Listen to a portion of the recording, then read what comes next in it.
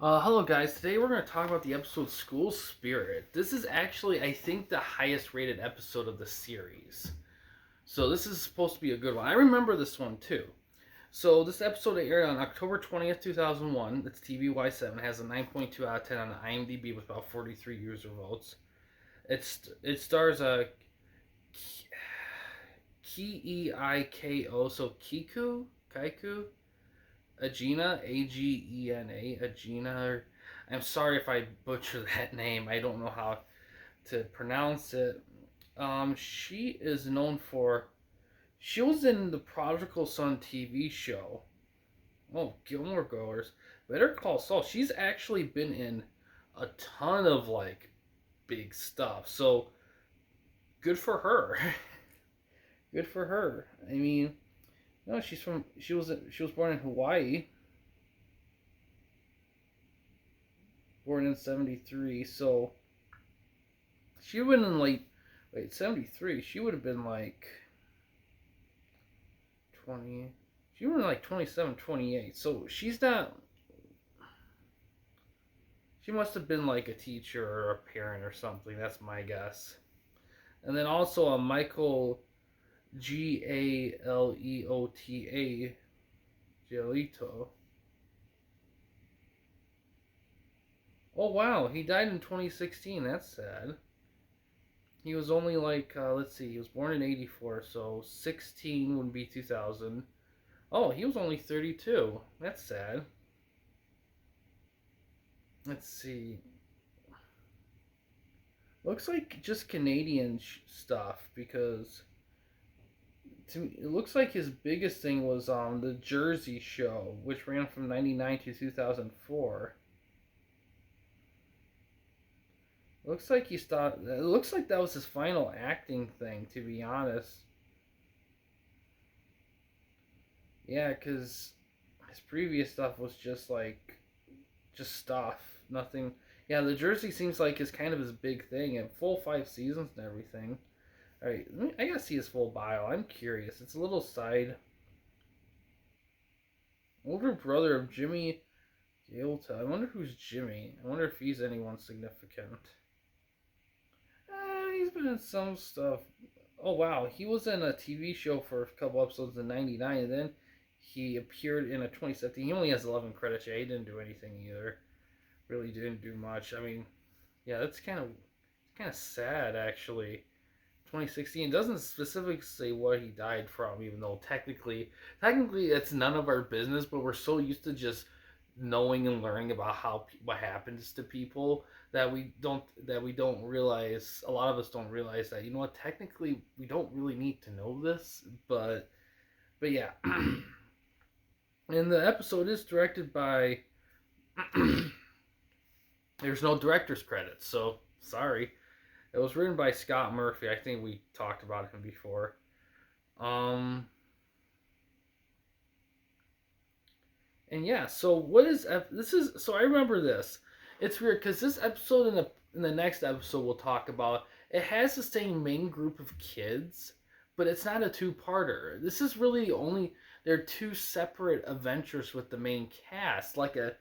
This is the first time I ever saw a horror anthology or anthology show do that, where they'll have consecutive episodes with the same cast of characters, but they're different stories. That's not common at all. I don't know why they did it for this. So here's the synopsis.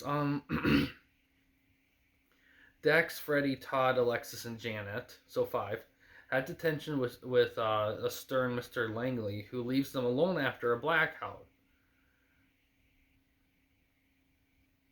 And they don't know why they're there because none of them go to his class, and they don't know him. And after a while, 4 of them try to leave and find the school locked. And then one of them, Freddy, sees chalk writing appear on blackboard, is confronted by the teacher, and disappears, leaving a note implying soon others will follow. Okay, Dex does leave behind a similar. All right. All right, so pretty much what happens is, it seems like they apparently what happens is they go through their thing and they start vanishing or something. They think the teacher watching them is a ghost. So that's kind of thing. This says 9.2. So this is so I remember this episode. This was a pretty good episode. They had a good I remember the cast being very identifiable. Like I remember them pretty well for the most part.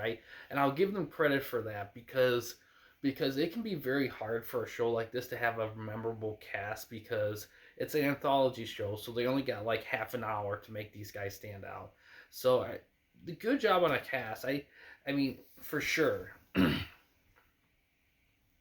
I think the biggest thing about this episode that made it stood out was I will say this: the lighting and the atmosphere were really good, and they used the hauntingness of being in a school, like and all that. They did it really well. So really, what carries this episode is really just a combination of like a decent kid cast, and I remember the the teacher or something. I mean, the still shot is a really creepy still shot of him for IMDb and for that thing. So they got that going. So yeah, this is a. I remember it being really solid, and I think it will hold up. Um, it's hard to say though how well because again, this is a children horror anthology show from 2001. I mean, only so many things is gonna work. I think what really helps the episode overall is the fact that they're kind of capitalizing on it being in a school. Now, granted, scary situation in schools that's been done, but I think what makes this one work so well is the fact that it doesn't. I don't remember it overdoing anything. It just lets kind of the idea of just a dark school building with one possible threat lurking around. I mean that can be enough. You don't need to go beyond that because our thoughts and memories and everything of school carry it through because everyone's gone to school. Like literally almost like 90% of the population or have some experience at a school of some sort at some point in their life. So everyone can relate to that. So it's really well done in that regard. But yeah, it's kind of weird that they did that 2 episode. I'll talk more about that in the next episode, the way they do it. But yeah, overall, I really do like this episode. I think it's solid. And I will say though, the next one I think I remember a little bit more. This one, for some reason, I don't remember super well. And I think a lot of it, and that's another thing too. These episodes are only half an hour long, so while you might think that'd be easy to remember a half an hour episode, if enough time passes, half an hour means there's. I mean, if it was longer, there would be more chances for someone to remember certain things. But when it's short like that, there's less chances, so you're more likely to forget it.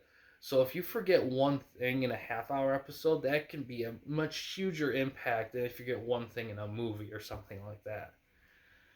So yeah, overall, if it has those ratings, I remember it really well. I would say this is definitely a must watch of the series. I think it holds up really well, and I think overall it's probably a pretty solid episode to look back on. I know I'm just speaking from memory, but after reading this and my combination of my memory and thinking about it and everything, I think it'll be a worthy watch for sure. But yeah, what number is this? This would be I think 6. So we're getting close to halfway through this show here.